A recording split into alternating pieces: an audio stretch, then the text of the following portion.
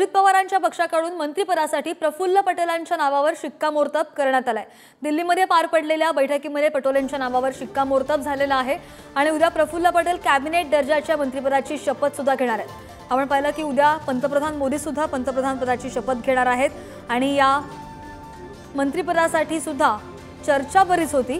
अजित पवारांच्या पक्षाकडून आता मंत्रिपदासाठी प्रफुल्ल पटेलांच्या नावावर शिक्कामोर्तब झालेला आहे आणि दिल्लीमध्ये पार पडलेल्या बैठकीमध्ये पटेलांच्या नावावर शिक्कामोर्तब झाल्याचं पाहायला मिळतंय।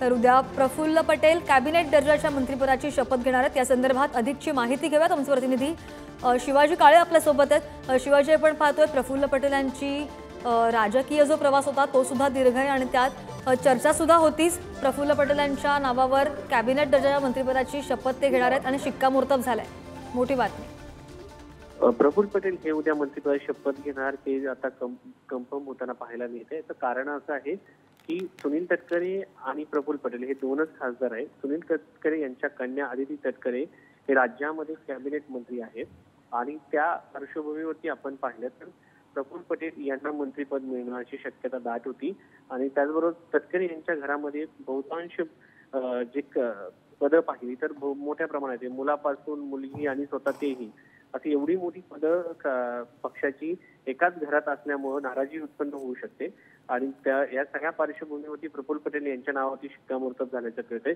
दुसरा एक मुद्दा आहे की जर त्या पद्धतीने राष्ट्रवादीला एक मिळत आहे, मात्र भविष्यात जर मंत्रिपद मिळालं तर समीर भुजबळ यांना खासदारकी घेण्याचा प्रयत्न सुरू आहे। कारण ज्या पद्धतीने साताऱ्याची जागा उदयनराजे भोसले यांना देण्यात आली आणि पियुष गोयल यांचे ते राज्यसभेचे खासदार होते, ती एक जागा जी आहे ती रिक्त झालेली आहे। त्यांची काही टर्म बाकी आहे, तर त्या जागेवरती पियुष गोयल यांच्या ऐवजी आता एक जागा रिक्त होऊन ती समीर भुजबळ यांना देण्याची शक्यता आहे आणि प्रफुल्ल पटेल यांनी स्वतः राजीनामा देऊन एक टर्म जी आहे 4 वर्षाची बाकी आहे त्या ठिकाणी एक जागा भरली जाणार। त्यापैकी एका व्यक्तीला भविष्यामध्ये जेव्हा मंत्रिमंडळ विस्तार होईल त्यामध्ये संधी देण्याची शक्यता व्यक्त केली जाते। त्यामुळे सध्या तरी एक जागा जी मिळालेली आहे मित्र पक्षांना त्याच्यापैकी आता प्रफुल्ल पटेल यांना या ठिकाणी संधी मिळणार आहे।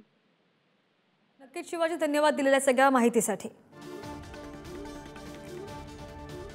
Thank you.